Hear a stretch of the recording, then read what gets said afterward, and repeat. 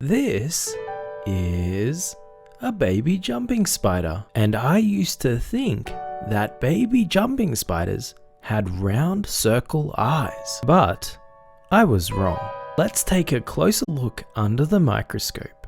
This baby jumping spider is exploring the world for the first time, and I know it's a baby because this is what an adult jumping spider looks like. The baby jumping spider has a long way to go, and it is still learning to use its eyes. As I was looking at it, I noticed something incredible. Take a closer look. The eyes are not round circles. They are actually shaped like cones, and these cones can move, just like a camera lens. Can you see the eyes adjusting? This is why jumping spiders have great depth perception. How cool is this?